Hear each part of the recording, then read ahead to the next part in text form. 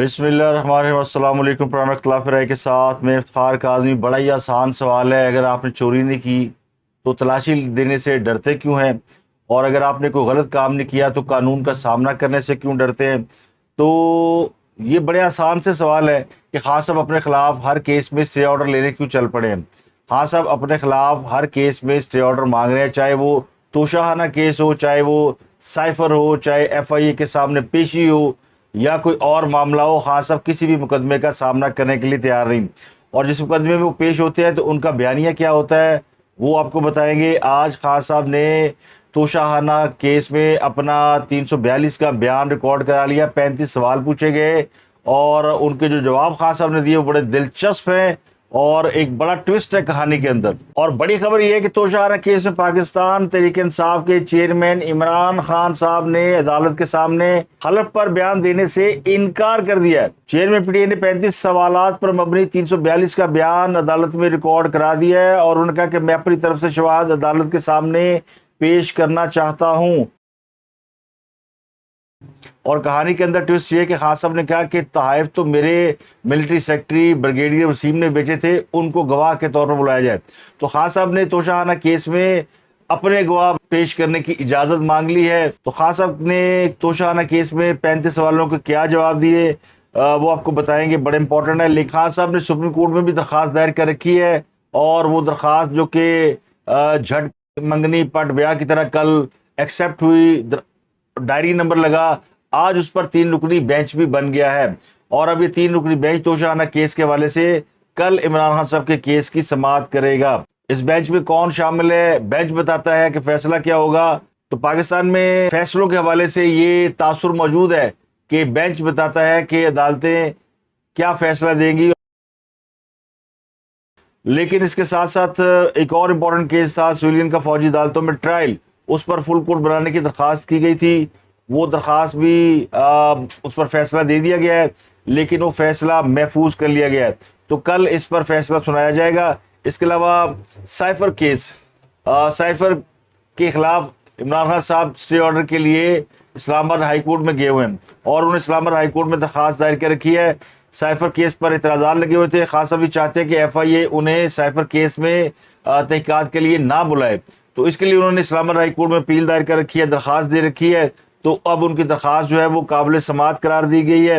اور بڑی خبر یہ کہ عمران خان صاحب کے لیے جمعہ بھاری ہوگا یا ہلکا ہوگا، کیونکہ بہت سے لوگ یہ پریڈکٹ کر رہے ہیں کہ خان صاحب جمعے سے پہلے یا جمعے کے روز گرفتار ہو سکتے ہیں۔ اب جناح ہاؤس حملہ کیس میں بھی جے آئی ٹی نے عمران خان صاحب کو طلب کر لیا ہے، چوتھی بار جے آئی ٹی نے عمران خان کو بلایا ہے، اور یہ وہی کیس ہے جس میں عمران خان صاحب نے ایک بار پیش ہو کر وہاں کی تفتیشی ٹیم کو باقاعدہ انگلی دکھائی تھی اور کہا تھا کہ اگر کسی نے میرے خلاف چین چوں کی تو یہ وہی کیس ہے جس میں عمران خان صاحب نے تحقیقاتی ٹیم کو باقاعدہ دھمکیاں دی تھی اور انہیں انگلی کے اشارے سے کہا تھا کہ میں تم سب کو دیکھ لوں گا کیونکہ میری حکومت آنے والی ہے۔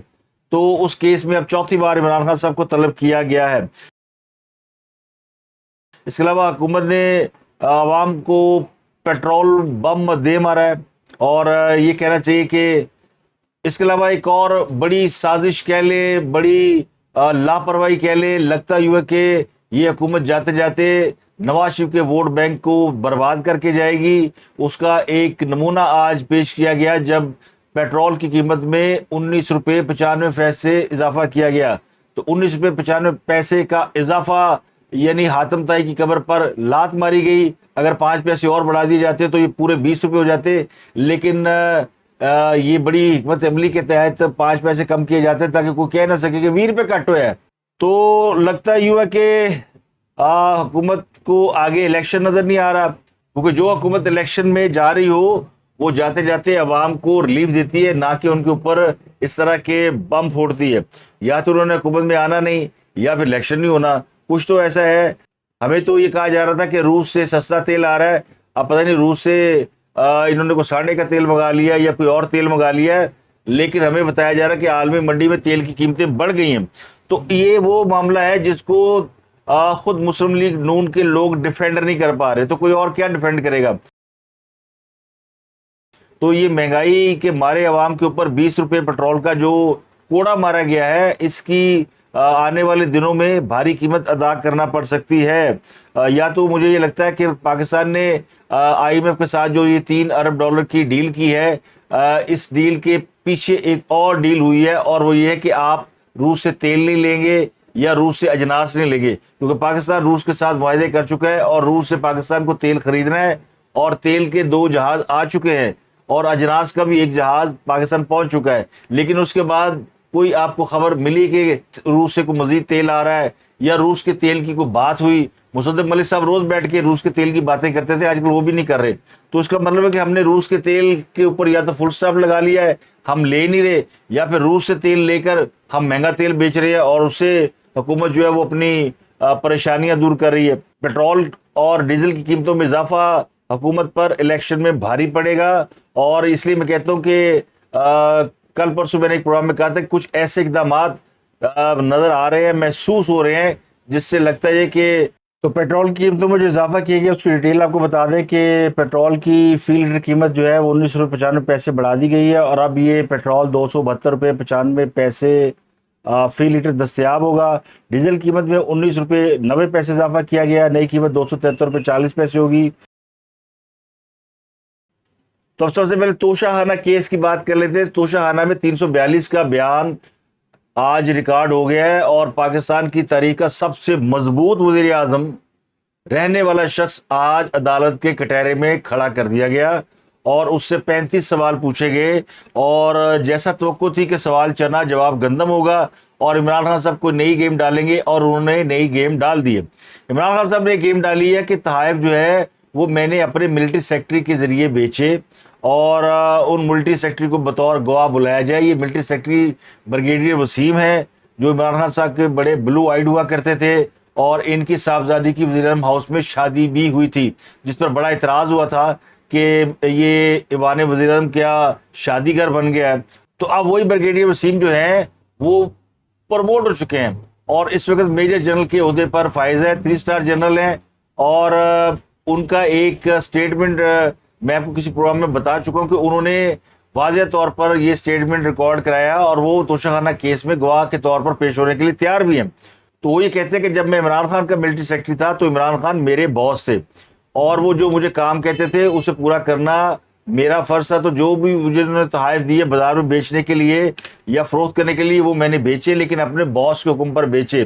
ان کی یہ انکوائری فوج کے اندر بھی ہو چکی ہے، کیونکہ اس سے پہلے بھی عمران خان صاحب نیب کے سامنے ان کا نام لے چکے ہیں۔ نیب کے پاس جو توشہ خانہ کیس کا ٹرائل ہوا تھا یا اس میں جو تحقیقات ہو رہی ہے، اس میں بھی عمران خان صاحب نے بریگیڈیئر وسیم کا نام لیا تھا۔ ان کا خیال یہ کہ بریگیڈیئر وسیم جو ہے وہ ان کے بڑے قریبی آدمی ہیں تو ان کو بچا لیں گے، لیکن جو اطلاعات ہے وہ یہ کہ بریگیڈیئر وسیم جو ہے وہ یہ بیان دے چکے ہیں کہ عمران خان صاحب کے تحائف انہوں نے بیچے، اس بات کے وٹنس بھی ہیں، اور انہوں نے یہ کام اپنے اس وقت کے امیجیٹ باس عمران خان کے کہنے پہ کیا۔ تو معاملہ تحائف بیچنے کا نہیں ہے، خان صاحب جو ہے وہ دائیں بائیں مار رہے ہیں۔ ان کو توشہ خانہ کیس میں جتنے انہوں نے جواب دیے ہیں وہ سارے ان کو پھنسانے کے لیے۔ مثلا آج جو سوال ان سے پوچھے گئے، 35 سوال پوچھے گئے، اس کا لبے لباب جو انہوں نے دیا، 2-3 یعنی پوائنٹ انہوں نے کہے۔ انہوں نے کہا ایک تو یہ گواہوں کا بیان میرے سامنے نہیں ہوا، پھر انہوں نے کہا یہ گواہ مصدق عباسی کون ہے، اس کا عہدہ کیا ہے، یہ لکھا نہیں گیا، ویلڈ پوائنٹ ہے۔ انہوں نے کہا جی میں تو میرا نمائندہ عدالت نے خود ہی مقرر کر دیا، تو مجھے تو فرد جرم پڑھ کر نہیں سنائی۔ تو عمران خان کو بطور ملزم یہ جواز درست ہے، چونکہ عمران خان صاحب 37 دفعہ انہیں بلایا گیا، اور اس 37 دفعہ میں سے وہ 34 دفعہ پیش نہیں ہوئے۔ آخری 3 ان کی جو پیشیاں ہیں، 35ویں، 36ویں اور 37ویں، اس میں وہ عدالت کے سامنے صرف 3 دفعہ پیش ہوئے ہیں۔ تو جو 35 پیشیاں ہوئی تھی عدالت نے، وہ عدالت کیا روزانہ جو ہے وہ آلو ٹماٹر بیچنے کے لیے بیٹھتی تھی؟ تو جب عمران خان نہیں آئیں گے تو ان کے وکیل خواجہ حارث کو ہی عمران خان کا نمائندہ بنا کر فرد جرم سنا دی گئی تھی۔ اسی سے تو مرچیں لگی ہوئی ہیں، اسی سے تو دوڑیں لگی ہوئی ہیں، اور خوف اتنا ہے کہ آج عدالت کے باہر جب خاردار تاریں بچھائی گئی تو رولا پہ گیا، عمران خان پھڑن لگے نے، اور یہ 4 دن سے رولا ڈال رہے ہیں۔ اور عمران خان صاحب بھی جو جواب دے رہے ہیں، مقدمہ کچھ ہے، مقدمہ یہ ہے کہ عمران خان صاحب نے جو ڈیکلریشن الیکشن کمیشن میں جمع کرائے وہ نہیں ملتے، وہ میچ نہیں کرتے۔ इमरान खान पे जो इस वक्त मुकदमा चल रहा है वो ये नहीं कि इन्होंने तहाइफ खरीदे, बेचे, कितने में बेचे, कौन बेचने गया था, किसने पैसे कहाँ जमा कराए। इसलिए तो अदालत ने वो 6 गवाह जो इलेक्शन कमीशन पेश करना चाहता था वो भी एक्सेप्ट नहीं किए। उन गवाहों में वो बैंक मैनेजर और उन गवाहों में वो तोशाखाना डिपार्टमेंट के 5-6 लोग शामिल थे। उनको बतौर विटनेस पेश करने की इलेक्शन कमीशन ने कोशिश की, तो अदालत ने कहा कि ये मामला है ही नहीं, ये तो अभी मामला है कि जो इलेक्शन कमीशन में जो डिक्लेरेशन दिया गया, जो डॉक्यूमेंट्स दिए गए, उनकी वेरिफिकेशन है। तो बाय सेल ये वो इसमें जो ज़िमनी सवाल हैं वो जरूर पूछेंगे उनसे। तो इमरान खान साहब ने जो 3-4 यानी पॉइंट उनके जो थे वो दुरुस्त थे, लेकिन आगे कहानी मुक गई। आगे खान साहब आए बाएं शाही मारना शुरू हो गए। मुझ पर 180 केस बने हैं, मुझ पर 2 कातलाना हमले हुए, मेरे 10,000 लोग गिरफ्तार हुए हैं, छापे मारे जा रहे हैं, मेरे कारकुनान, रहनुमा, लीडर सारे रिपोश है, क्योंकि मैं बड़ा पॉपुलर आदमी हूँ, क्योंकि मैंने 37 में से 30 इलेक्शन जीते थे, बाई इलेक्शन जो हुए थे, और मैं बड़ा पॉपुलर हूँ और ये हुकूमत मुझे इलेक्शन में जाने से रोक रही है। तो अदालत ने कहा, हजूर वो आपका पॉलिटिकल मामला है, ये आपका मामला है कि आपने इलेक्शन कमीशन के अंदर जो डॉक्यूमेंट जमा कराए हैं उसमें आपने उन तहाइफ का जिक्र नहीं किया जो आपने तोशाखाना से लेके बेचे, फिर उनसे माल कमाया। तो हर साल जब डिक्लेरेशन जमा कराते हैं तो उसमें फर्क आ रहा है। तो यहां से आपका जो है ना वो यानी गड़बड़ है कि आपने वो रकम छुपाई, इलेक्शन कमीशन से अपने साथ से छुपाए, ये जुर्म है। तो इसके आप जवाब दें। तो खास साहब कहते हैं मैं अपने गवाह बुलाना चाहता हूँ। उन्होंने कहा जी ठीक है, आप बताएं कौन से गवाह। तो उन्होंने ब्रिगेडियर वसीम का नाम ले लिया, मेजर जनरल वसीम का। ये मेजर जनरल वसीम वही है जिनको जनरल आसिम मुनीर ने आके प्रमोट किया था लास्ट टाइम, जो 22-24 ब्रिगेडियर प्रमोट होकर मेजर जनरल हुए थे, जिनमें मेजर जनरल नसीर भी शामिल है। वो पहले ब्रिगेडियर हुआ करते थे, ये उसी लॉट के मेजर जनरल है। और अब ये इनकी फाइन ट्यूनिंग हो चुकी है। ये बहुत बड़े यूथिये थे ब्रिगेडियर वसीम, लेकिन अब ये वो कहते हैं जी मेरी वफादारियां स्टेट के साथ है। ये इनका बाकायदा ऑन रिकॉर्ड स्टेटमेंट है, यानी रिकॉर्ड हो चुका है। तो खास साहब इस केस में कहते हैं ना गोडे गोडे फंसे हुए ने। और ये केस अगर कल इस पे सुप्रीम कोर्ट ने स्टे ना दिया, अब सुप्रीम कोर्ट के स्टे से बड़ी तवक्को है इनको। इनका ख्याल ये कि कल सुप्रीम कोर्ट इस केस को उड़ा देगी, और अगर कल सुप्रीम कोर्ट ने इस केस को नहीं उड़ाया, और चूंकि ये ट्रायल हो रहा है और सुप्रीम कोर्ट के लिए बड़ा मुश्किल है किसी ऐसे केस के ऊपर स्टे दे जिसका ट्रायल हो रहा है। अब इस केस के खिलाफ जो इस्लामाबाद हाई कोर्ट में दरखास्तें हैं वो इस्लामाबाद हाई कोर्ट ने देखनी है, उनको सुप्रीम कोर्ट डायरेक्टिव दे चुकी है। तो पिछला फैसला जो 2 रुकनी बेंच ने दिया था, जिसमें जस्टिस याहिया अफरीदी शामिल थे, जस्टिस मुसरत हलाली साहबा शामिल थी, उन्होंने कहा था कि इमरान खान की जो दरखास्तें इस्लामाबाद हाई कोर्ट में पेंडिंग है, इस्लामाबाद हाई कोर्ट उनको देखे और उनका फैसला करे। तो वो अब ये एक और दरखास्त लेके चले गए। तो अब मजबूरी है कि 2 रुकनी की बजाय ज्यादा रुकन का बेंच बनाया जाए। तो अब 3 रुकनी बेंच बना दिया गया। जस्टिस मुजार अली अकबर नकवी साहब को शामिल कर दिया गया है, साडी फरमाइश थे, समझ गए ना। तो मुजार अली अकबर नकवी की शमूलियत के बाद ये बेंच 3 का हो गया, लेकिन बेंच की जो फॉर्मेशन है वो अब भी बताती है कि इमरान खान साहब ने तो खैर नहीं पैनी। और इमरान खान साहब को ये फिक्र लगी हुई कि तोशाखाना केस में मुझे सजा सुना दी जाएगी, मुझे डिस्क्वालीफाई कर दिया जाएगा, मुझे पकड़ लिया जाएगा। तो उन्हें फिक्र करने की जरूरत क्या है, आगे अदालतें खुली है, सुप्रीम कोर्ट उनकी अपनी है, चीफ जस्टिस उनके अभी बैठे हुए हैं, जो चीफ जस्टिस उनकी दरखास्त मिनटों में सुन सकते हैं, उनके मुकला से प्राइवेट मुलाकातें कर सकते हैं, उनकी पूरी फैमिली उनको सपोर्ट करती है, सासू माँ की ऑडियो लीक और फलाने की ऑडियो लीक। तो उनके दिल में इमरान खान के लिए सॉफ्ट कॉर्नर है चीफ जस्टिस के, तो वो इस केस को उड़ा देंगे। अदालत ने स्टे ऑर्डर ना दिया तो 1 रोज या 2 रोज के अंदर इसका फैसला आ सकता है, और प्रोबेबली इसका फैसला जुम्मे तक हो जाएगा। जुम्मे से पहले भी ये हो सकता है, क्योंकि यानी डरे इतने हुए हैं कि आज लाहौर में बारिश थी, वैसे ही बाजोड़ में जब से खुदकुश हमला हुआ तो सिक्योरिटी अलर्ट जो है वो पूरे पाकिस्तान के अंदर जारी है। तो नाकों के ऊपर अब दोबारा से चेकिंग शुरू हो गई है।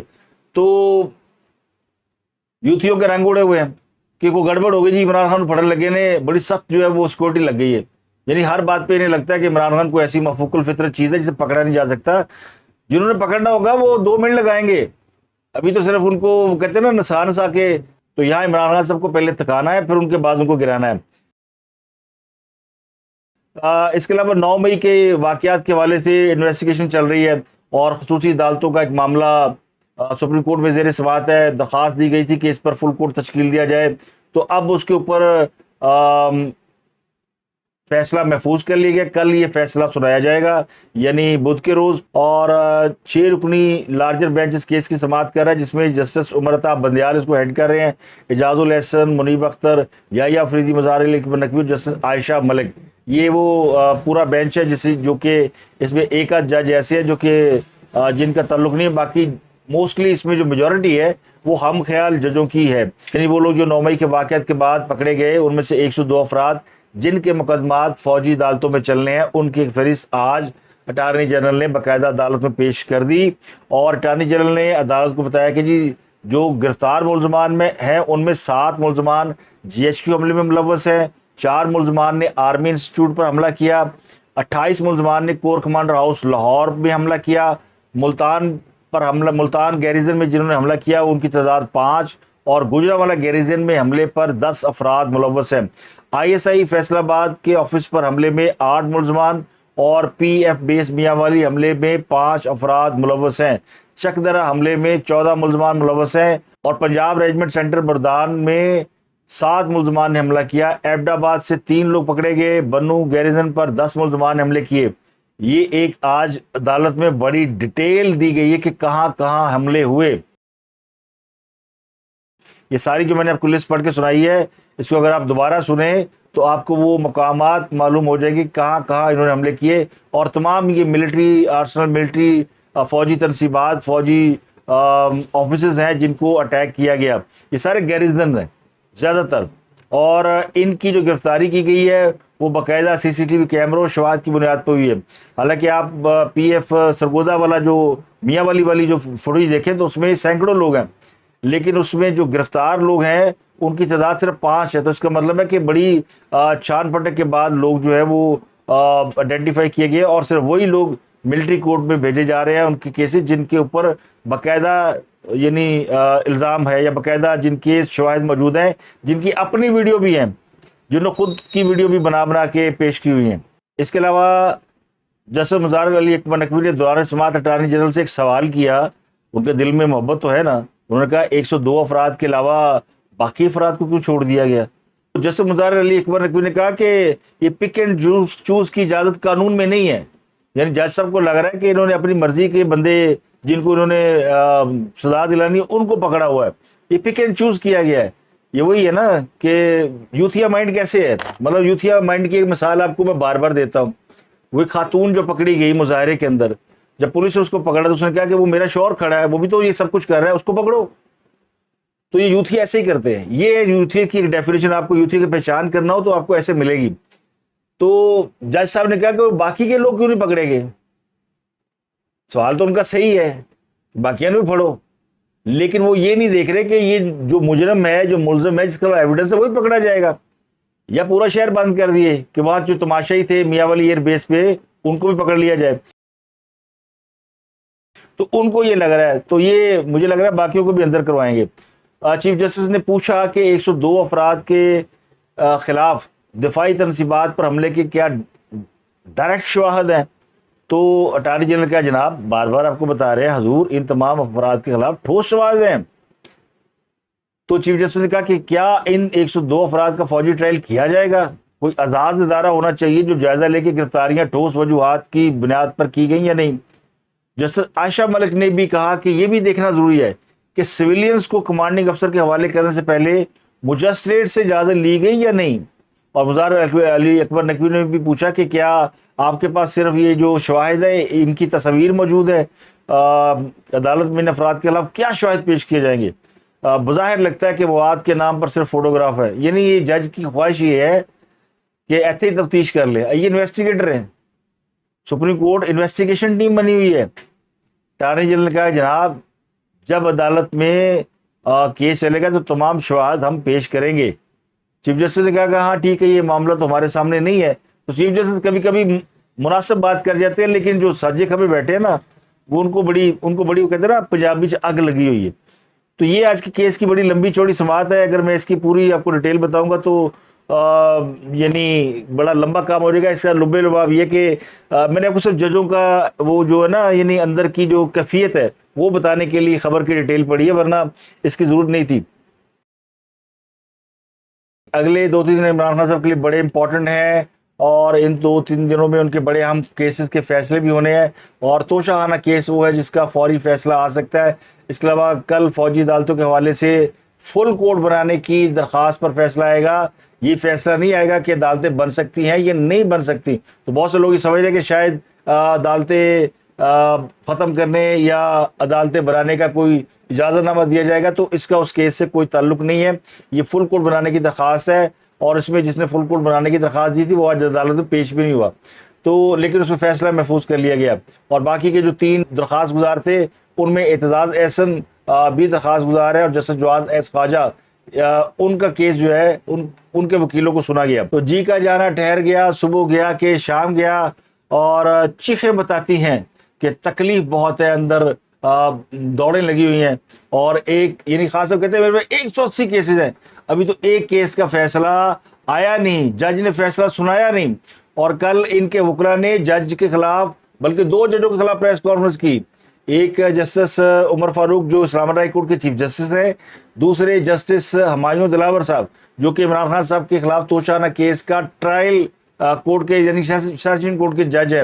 ان کے خلاف باقاعدہ ان کے وکلا نے پریس کانفرنس کی, اور پاکستان کی تاریخ میں کبھی ایسا نہیں ہوا کہ سٹنگ ججوں کے خلاف وکیل پریس کانفرنس کر رہے ہوں.